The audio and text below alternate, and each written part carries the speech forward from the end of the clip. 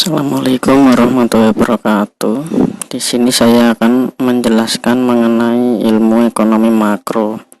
Ekonomi makro merupakan bagian dari ilmu ekonomi yang khusus mempelajari mekanisme bekerjanya perekonomian secara keseluruhan.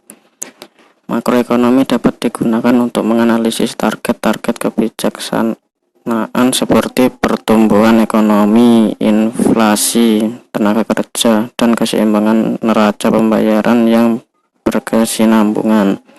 Pengertian ekonomi makro adalah sebuah ilmu ekonomi yang mempelajari perekonomian sebuah negara secara komprehensif.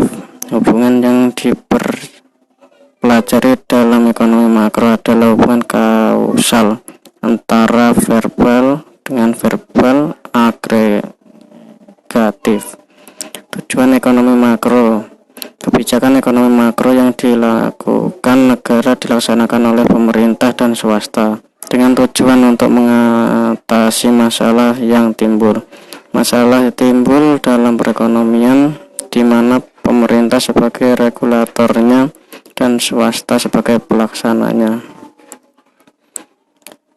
Perbedaan antara ekonomi makro dan ekonomi mikro. Ekonomi mikro merupakan cabang ilmu ekonomi yang mempelajari tentang variabel-variabel ekonomi dalam lingkup lebih kecil seperti perusahaan, perilaku konsumen, pemerintah, dan penawaran,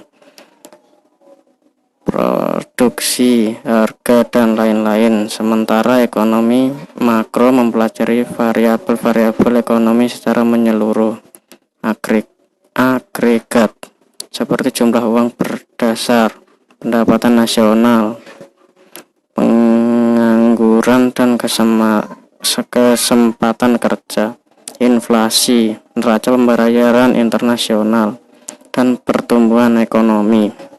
Baik ekonomi makro maupun mikro penting untuk mengukur dan menganalisis tingkat pertumbuhan ekonomi masyarakat dan lingkup kecil dalam negara bahkan internasional dalam lingkup yang lebih luas.